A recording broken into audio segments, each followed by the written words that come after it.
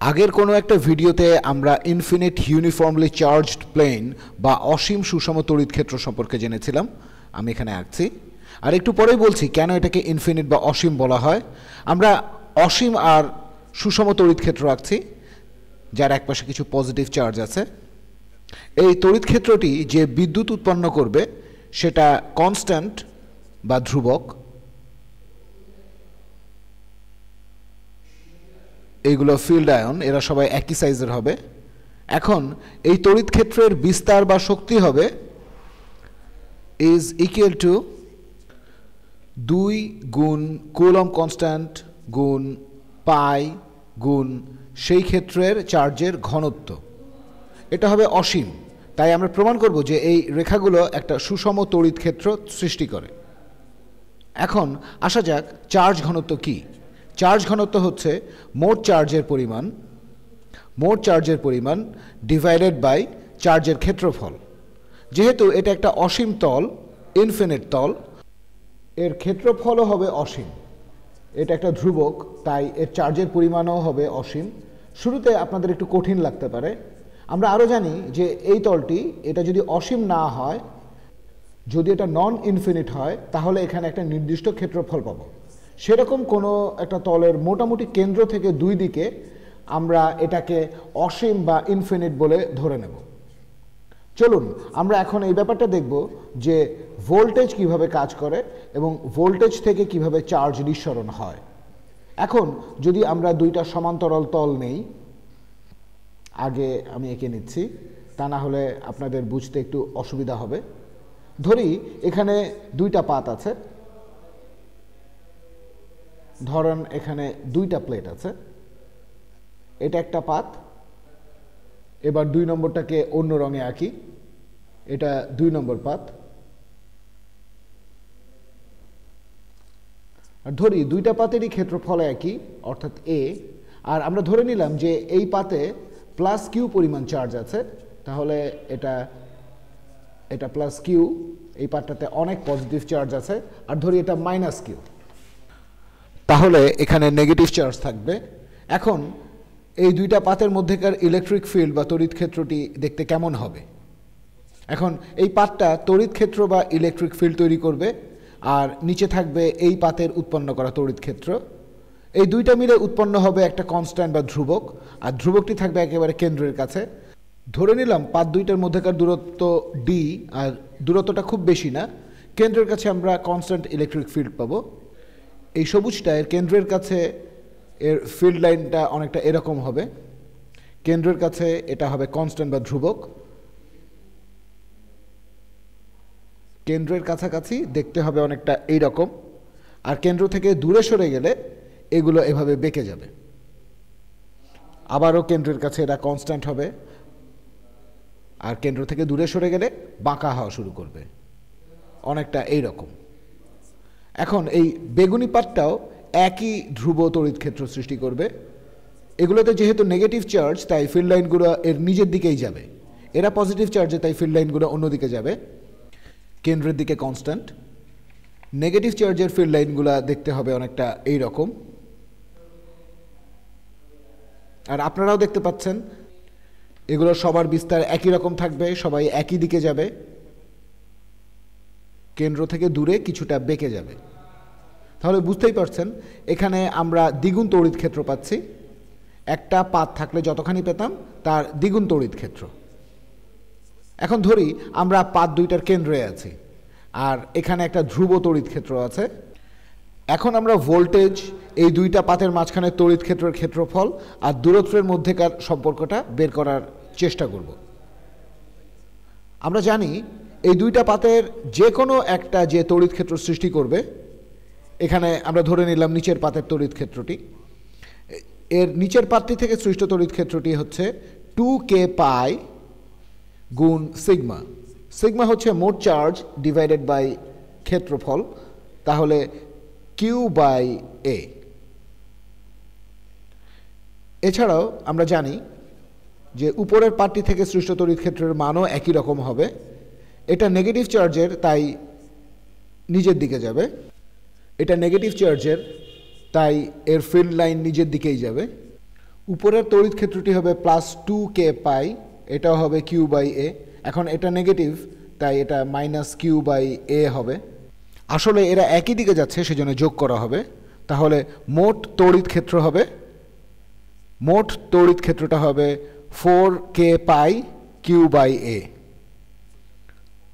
4k pi Q by A, 4k pi Q by A. এখন যদি আমরা তড়িৎ ক্ষেত্রের শক্তি সঠিকভাবে বের করতে চাই, তাহলে আমাদেরকে ভোল্টেজ ডিফারেন্স বা বিভব পার্থক্য বের করতে হবে। এই পয়েন্ট থেকে, আমি এখানে কালারটা বদলে নেই, এই পয়েন্ট আর এই পয়েন্টের মধ্যে। এখন বিভব পার্থক্য কি একটু রিভিশন দেই। ভোল্টেজ ডিফারেন্স বা বিভব পার্থক্য হচ্ছে প্রতি একক ধনাত্মক চার্জকে তড়িৎ ক্ষেত্রের এক বিন্দু থেকে অন্য বিন্দুতে স্থানান্তর করতে প্রতি কুলম্বে কী পরিমাণ বিভব শক্তি কাজ করে তার পরিমাণ। এখানকার চার্জ আর এখানকার চার্জ, একটা চার্জকে এই পয়েন্ট থেকে এই পয়েন্টে নিতে প্রতি কুলম্বে কী পরিমাণ বিভব শক্তি কাজ করছে। তাই অন্যভাবে বলা যায়, এখানে যে চার্জ আছে তা হলো পজিটিভ চার্জ, এখানে আমরা ধরে নিচ্ছি এটা পজিটিভ চার্জের, আর এখানকার ফিল্ড লাইনগুলো অন্যদিকে যাবে। তাহলে এখানকার পজিটিভ চার্জগুলো এই নেগেটিভ চার্জের দিকে যেতে চায়। আমরা পরে জানবো যে ইলেকট্রনিক্স আর ইলেকট্রিসিটির বেশিরভাগ জায়গাতেই নেগেটিভ চার্জের বিচলনই হচ্ছে ইলেকট্রনের বিচলন। তাহলে এখানে আছে পজিটিভ চার্জ বা পজিটিভ আয়ন।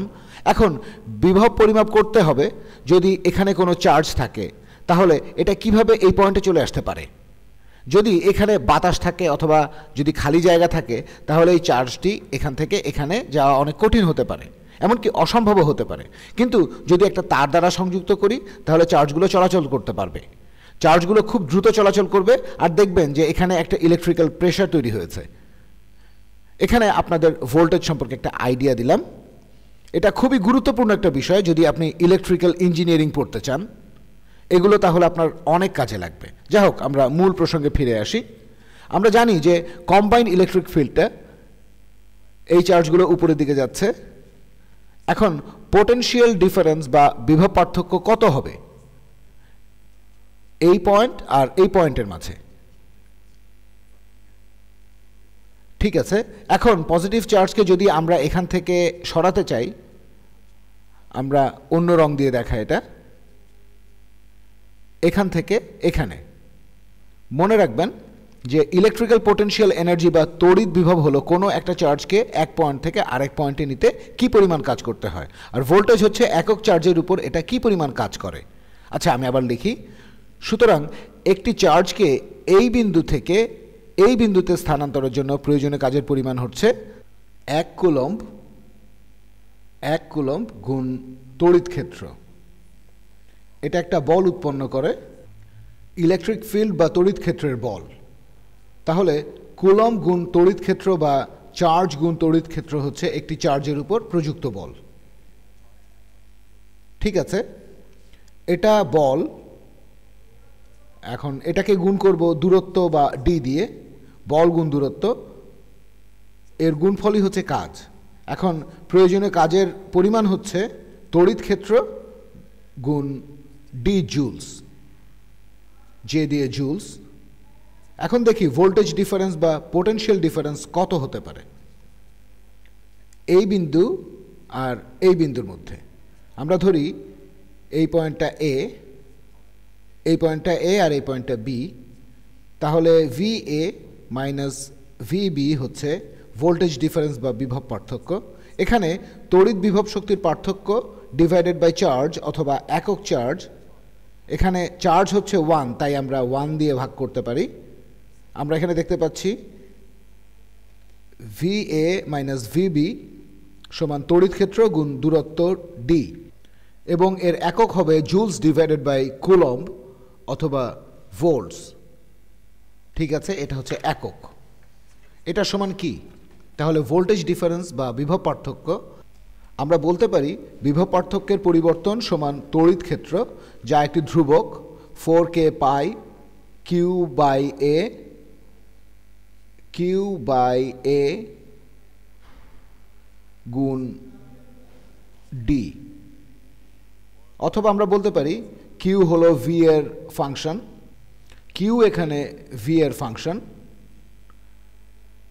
এটাকে আমরা এভাবেও লিখতে পারি যে কিউ সমান দুইটা সাইডকেই আমরা 4 পাই কেডি দিয়ে ভাগ করব,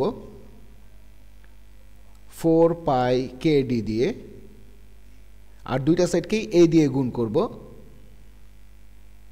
তাহলে এখানে পাচ্ছি A by 4 K pi D voltage. সমীকরণটা বেশ ইন্টারেস্টিং। যখন আমরা দেখব যে এই পাতটা এর ক্ষেত্রফল ধ্রুবক, এই পাতটার ক্ষেত্রফল ধ্রুবক আর কে অবশ্যই ধ্রুবক। আর যদি ধরে নেই যে দুইটা পয়েন্টের মধ্যেকার দূরত্ব পরিবর্তন হচ্ছে না, তখন আমরা দেখব যে এই জায়গাটা চার্জ হলো এই স্থানের বিভব পার্থক্যের সমানুপাতিক। ব্যাপারটা বেশ ইন্টারেস্টিং। আগে আমরা জানতাম যে ভোল্টেজ অনেক ক্ষেত্রে চার্জের বর্গের অথবা বর্গমূলের সমানুপাতিক, কিন্তু এখন আমরা জানি যে ভোল্টেজ সরাসরি চার্জের সাথে সমানুপাতিক। প্রকৃতপক্ষে এই টার্মটা এ বাই 4 কে পাই ডি এর একটা নাম আছে, যে নাম হলো ক্যাপাসিট্যান্স বা ধারকত্ব। অন্যভাবে ধারকত্ব পাওয়া যায় উভয় পাশকে ভোল্টেজ দ্বারা ভাগ করে, তাহলে আমরা পাই Q by V equal to 1 by 4 K pi into A divided by D. এখানে শক্তির পরিমাণ নির্ভর করে, এখানে আমি বিস্তারিত বলছি না, তবে এখানে শক্তির পরিমাণ নির্ভর করে পাতের ক্ষেত্রফল আর দূরত্বের আপেক্ষিক অবস্থানের উপর। পাত্রের ক্ষেত্রফল আর দূরত্বের আপেক্ষিক অবস্থানের উপর। যদি আমি জানি যে কি পরিমাণ চার্জ পাত দুটিতে দেয়া হয়েছে, যেমন মাইনাস কিউ এখানে আর প্লাস কিউ এখানে, তখন আমি ভোল্টেজ বের করতে পারবো। অথবা ভোল্টেজ জানা থাকলে চার্জ বের করা যাবে, এভাবে একটা জানা থাকলে আরেকটা বের করা যায়। এটাকেই বলা হয় ক্যাপাসিট্যান্স বা ধারকত্ব। আর এই ক্যাপাসিট্যান্সের একক হচ্ছে ফ্যারাড। আপনি যদি ইলেকট্রিক্যাল ইঞ্জিনিয়ার হন তাহলে এটা আপনার কাছে খুবই পরিচিত একটা নাম। এখানে আরেকটা পয়েন্ট বলি, এই টার্মটা 1/4 কে পাই, এই টার্মটা আপনারা শিখে রাখতে পারেন। এই 1/4 কে পাই এটাকে, এই টার্মটাকে প্রায় সময় এপসিলন নট বা এপসিলন বলা হয়, আর এটাকে পারমিটিভিটি অফ ফ্রি স্পেস বা শূন্যস্থানের ভেদনযোগ্যতাও বলা হয়। হয়তো পরের কোনো একটা লেকচারে অথবা পরের কোনো একটা ভিডিওতে আমি আপনাদের বলবো যে কেন এটাকে এই নামে ডাকা হয়। এখানে ক্যাপাসিট্যান্স বা ধারকত্ব সম্পর্কে আপনাদের একটা আইডিয়া দেওয়ার চেষ্টা করলাম, যে আপনারা ভোল্টেজ ক্যালকুলেট করতে পারেন যে এই ক্যাপাসিটরের মাধ্যমে, যে এটার ক্যাপাসিট্যান্স থাকে, যে ভোল্টেজ হচ্ছে এক ধরনের তড়িৎচাপ যার ফলে চার্জ এখান থেকে ওখানে যেতে চায়। যদি আপনি একটা তার দ্বারা সংযুক্ত করেন তাহলে 1 সেকেন্ডের মধ্যে সেটা জানতে পারবেন। আসলে আরও কয়েকটা ভিডিও দেখলে বুঝতে পারবেন যে চার্জ পরিবাহিত হবে এই পথে, নেগেটিভ চার্জ পরিবাহিত হবে এই দিকে আর কারেন্ট উৎপন্ন করবে। আমরা পরবর্তী সময়ে ইলেকট্রিসিটি সম্পর্কে আরও জানব, যে নির্দিষ্ট কোনো একটা অবস্থানের জন্য এর একটা নির্দিষ্ট ধারকত্ব বা ক্যাপাসিট্যান্স থাকবে, আর এই ধারকত্বে কোনো চার্জ প্রয়োগ করলে আমরা ভোল্টেজ অথবা ভোল্টেজ প্রয়োগ করলে চার্জ জানতে পারবো। সেটা পরের ভিডিওতে দেখাবো।